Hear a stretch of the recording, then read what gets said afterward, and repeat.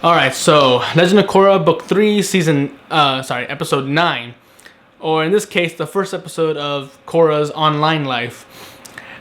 I'm still a little affected by that because Nickelodeon finally cut off the ties with Korra. They say we want nothing to do with it, and yet I still have to see the Nickelodeon logo on top of the title screen. It's like we don't want nothing to do with Korra, but we still technically own it. It's like, whatever. But the actual episode, they're still looking after EY, I believe. Was it EY? I think his name's EY. I'm forgetting his name because already he hasn't really done anything to impress me except for the whole "I could know you're lying" thing. But either way, they find his car in this little pueblo, or like this little like desert town. You've probably seen it before, maybe in the first Avatar, maybe, I don't know. But either way, we find out that now that they have bounties out for them, the Avatar crew from the Earth Queen, and I like how Korra is still like, what the hell? It's like, why do we have bounties? We just saved those people. She has no right to turn them into her military. And again, I had to point out that technically, yes, she does have a right to do that because of the whole, they're her citizens. She has a right to draft them, but it's still morally wrong. And Korra still stands behind that. It's like, okay, they have both opposing ideals, whatever. But either way, now there's bounty hunters out for them, and that's just great. That everyone's their enemy. Anyone can be their enemy now. The whole world is just starting to hate Korra, and I kind of like that. But either way, they finally find his car, and Mako and Bolin go into town to look for some clues or some information. And Korra and Asami stay behind, and they decide, hey, let's look into the car for clues. And I'm sitting there thinking, why hasn't Mako thought of that? Like, hey, we found this car, let's look through the car first and then go into town.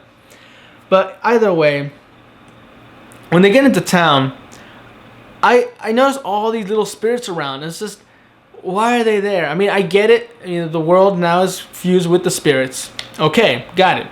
But I mean, like, they're not doing anything. In fact, they're like little nuisances. Even the guy, just like, one of the bar owners is just brushing them out like they're little insects. Like, get out. Whatever. You're not special. Like, no one seems to be affected. They're still living the normal lives like it's nothing. It's just like, again, the first episode shows them as intrusive. They're breaking into people's houses and they're invading. Like, this is our world now as well. And now, 8 episodes later, it's just like, oh yeah, the spirits, I think I see them flying around. They're like little insects, like mosquitoes. Like, well, whatever. It's like, okay, are the spirits important or not? I really need to know about this. But either way, they're just there. So okay. They finally find where he's staying at this motel, Iway. Again, I don't think that's his name. But either way, they find him in a motel, and they find out that he's meeting someone at sundown at some kind of grove. So they stake him out, this small little room, and finally, Korra gets tired of it and just barges into his room, and they find him meditating. Apparently, the grove is in the spirit world. So she just says to go follow after him. But at this point, I'm thinking, like, wait, can anyone just enter the spirit world before, just by meditating? And I mean, like, before harmonic convergence. Because I know some people have said that you can travel into the spirit world without actual but you need like a good spiritual location. Now I'm wondering exactly where this location was for Zahir and Iway, because they would have to already have known the spirit world pretty damn well to have been able to say, hey, meet me here, you know where it is. So exactly how many times have Zahir been to the spirit world and just walked there with the spirits, or how close is he with the spirits? But either way, if that's revealed sometime later, okay, good, great. But either way, Korra follows them, and she finds Aiwei and Zahir meeting and talking. And then Zahir says, "Hey, Aiwei, you screwed us over. You're done. You're a loose end." And he just teleports in the spirit world, which is pretty cool. I don't think anyone's ever done that. I mean, Zahir has probably mastered being a spirit in the spirit world. So if he can just teleport and just throw Aiwei into the fog of forgotten ones and just leave him there for all eternity. And then come back to Korra. It's like, all right, Korra, you're here. Ask me anything you want. And I'm glad, even though he's in the spirit world, he's able to tell his comrades, she's at this motel. Go get her. It's like, oh, damn. Like, he really is incredibly skilled at this. I mean, maybe he's been in the spirit world the entire time, in the 18 years he's been in prison. He's just been meditating, just walking in the spirits and learning all these secrets. And, like, that's pretty impressive.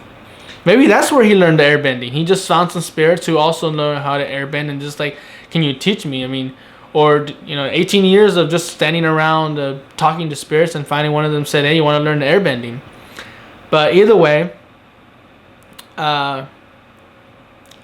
he starts revealing what his plans are while his comrades are out there, attacking the rest of Team Avatar and trying to kidnap Korra.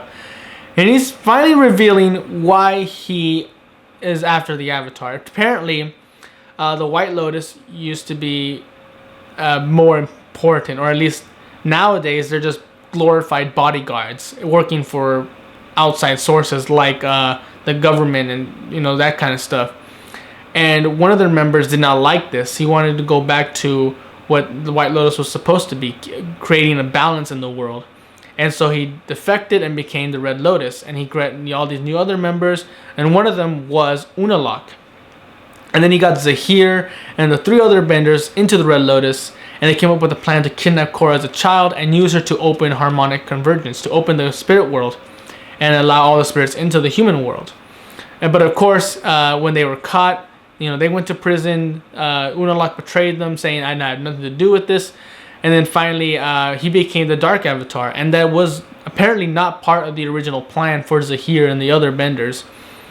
They actually wanted the spirits to come into the world, but they didn't want a Dark Avatar. So Korra already completed most of their plan. The rest of their plan was to create a free world by destroying any form of government and structure. And at one point, he gives examples how the Fire Lord, also a kind of a government, came in and wanted world dominance. And then even now, the president of Republic City is sort of a moron who really has no idea of what he's doing. And then, of course, the Earth Queen is a tyrannical bitch. So I'm already on Zahir's side. I'm sitting there like, yeah, he's right. The world leaders they have now are crap. We got to do something about them. And it's true that maybe his views are a little extreme of killing all the world leaders. And Korra says, there has to be another way. I agree that, they haven't been the best examples of being a leader. But, there are other ways. There's democracy. Maybe there can be... we can bring democracy to Ba Sing Se, and a new leader can be elected. But here's the thing. It's not the system itself of voting. It's the people who are being voted for. You can have the people vote, but how do you really know the person you're electing into office will actually live up to those standards? How do you know they won't be as... they won't have make dumb decisions, or just won't be as tyrannical as the Earth Queen as well? So really, there's no 100% sure way of making sure there's absolute freedom and, for the people and security, unless you actually take down the whole form of government and bring it anew. And that's what ultimately Zahir wants. He wants to destroy the world as we know it, create chaos, and then from that, a new world order will be born. And like he says, you have to make the world suffer for it to truly learn peace. And I like how apparently this philosophy was created by an airbender. An airbender usually should be against war, violence. He's to be disconnected from the world. But the fact that an airbender actually came up with this philosophy and idea that the world needs to go through chaos to finally find order is very interesting. It makes me happy to see that not all air nomads have this one mindset of peace, tranquility, and just sitting there and soaking in the sun. There's actually, philosophies of trying to change the world. And it's even more surprising that it came from an airbender. So now I see why Zahir has this huge interest, because he also has this idea of taking on the government, and this philosopher from ancient times, who's also an airbender, was the one that also thought of it up. And now I see why he has so much interest in airbending. That's probably why he wanted to learn airbending. But yeah, now Korra's been captured by the Earth Queen forces, and now Zahir is like kind of in some way happy, because he actually was planning on taking down the Earth Queen as well. Like I said, government has to go down. So maybe this next battle will be in Bao Sing Se. Maybe they'll try to break out Korra, and at some point actually try to kill the Earth Queen at the same time. But I'm also worried that Korra will just jump in and protect the Earth Queen, because that means I have to choose, wait, who do I want to stand behind? Do I want to support Zahir in trying to take down the Earth Queen and bring some sort of freedom, some kind of relief to these poor suffering people of the city? Or do I have to go with the Earth Queen just because Korra says, no, killing her is wrong, we'll find some way, but until then, we'll let her be as much of a bitch as she wants, taxing all the poor and ruining their lives. It's like, at some point, Korra is right, but I really, really want to see that Earth Queen go down soon. I don't want to wait for some political vote of, we gotta take, it's like, just people like, we want a new leader, and it just takes forever, and no, I want the Earth Queen gone soon. And that's why part of me is really hoping for Zahir to succeed. And I don't know if that's good or bad, but the fact that this show is able to get me to be conflicted about my political decisions of an imaginary world, it really shows like that this show is back on track of being fantastic. At first I thought it was disjointed and everywhere, and on some aspects it is, especially with the spirits, but when it comes to the actual people and their world and culture, it's actually just still as strong as ever. It's still just constantly astonishing me, and it just reinforces my thoughts that Nickelodeon is being stupid for releasing this show only online and instead of the TV. But either way, I'm sure that this show will still garner an enormous amount of viewership, especially with stories like this. This is the stuff I look for when it comes to TV shows.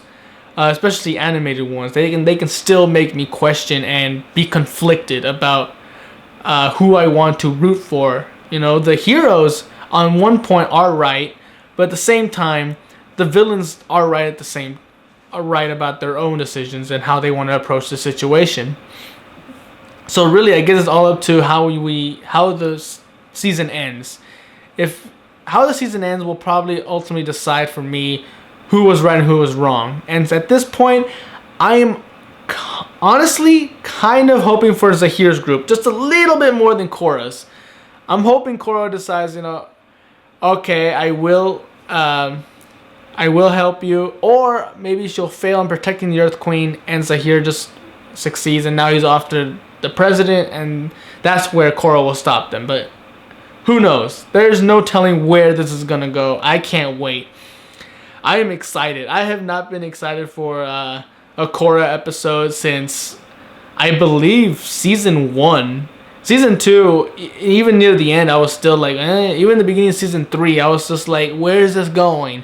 But now I am back. I am like, yes, I want this. This is what I was waiting for. Thank you.